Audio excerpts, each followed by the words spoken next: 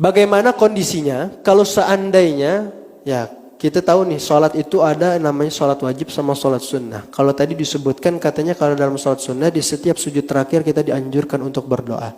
Pada kenyataannya ya dalam sholat wajib ya kira-kira boleh atau enggak kita melaksanakan sholat sujud terakhir itu dengan dibacakan doa di dalamnya.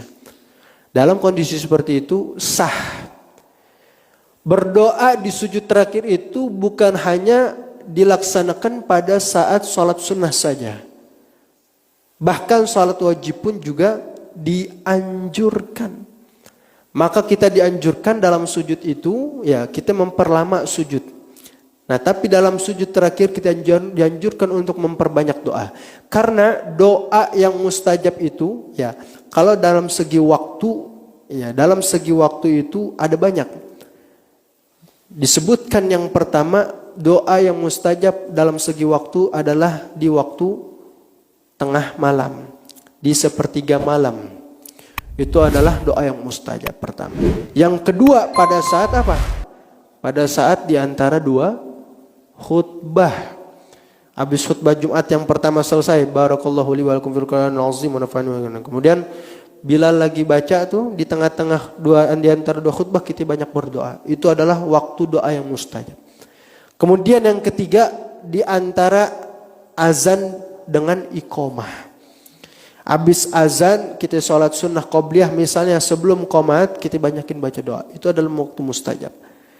Kemudian yang keempat pada saat sujud terakhir dalam sholat baik sholat wajib maupun sholat sunnah. Nah, kenapa kita melaksanakan sholat sunnah? Kalau tadi sholat saja itu sudah dianggap doa. Nah, maka kita harus ketahui sholat itu lugatan ad-du'a. Menurut bahasa doa. Maka dari awal sholat hingga akhir sholat itu isinya adalah doa semua. Bahkan bukan dalam sujud terakhir saja. Setiap sholat nih bacaan yang kita baca apa sih? Waktu tasyahud kita berdoa. Waktu kita lagi duduk di antara dua sujud, kita berdoa. Rabbi firli warhamni wajburni warfa'ni warzuqni. Itu isinya kan doa semua. Rabbi firli Allah ampunilah aku warhamni berikanlah kasih sayang kepadaku wajburni warfa'ni angkatlah derajatku warzuqni wahdini wa'afini wa'afani. Itu kita minta maaf, kita minta hidayah sama Allah Subhanahu wa taala. Doa semua. Maka sah. Kemudian kita laksanakan sholat sunnah tersebut bertujuan untuk apa? Salat sunnah, makna daripada kesunahan itu sendiri kalau disebutkan oleh para ulama, mathabata talabuhu bidalilin syar'iyyin min ghairi iftiradin wala wujub fahiya bima'na al-mandub wal mustahab. Fayuthabu al-muslimu 'ala fi'liha wa la yu'aqabu 'ala tarkiha. Ibadah sunnah itu merupakan ibadah yang sangat dianjurkan, maka andai kata seorang muslim melaksanakan ibadah sunnah, maka dia akan mendapati pahala, tapi ketika dia meninggalkan dia tidak mendapatkan dosa ataupun pahala. Beda sama wajib, dikerjakan dapat pahala, ditinggalkan berdosa. Tapi kalau namanya sunnah, dikerjakan mendapat pahala, tidak dikerjakan tidak apa. Itu menurut ilmu para ulama fuqaha, para ahli fikih. Tapi kalau menurut saya, namanya sunnah, dikerjakan dapat pahala, ditinggalkan rugi. Sayang-sayang, orang yang ngerjain sunnah, jatah waktu sama 24 jam sehari. Yang satu rajin banget ibadah sunnah. Kita cuma yang wajib doang, kita rugi banyakan dia pahalanya. Maka ketika kita melaksanakan ibadah sunnah tersebut, salat sebagai contoh, itu tidak lain tidak bukan tujuannya untuk menambal segala kekurangan ibadah wajib kita. Disebutkan dalam kitab Tanbihul Mukhtarin oleh Al-Imam Syekh Abdul Wahab Asy-Sya'rani.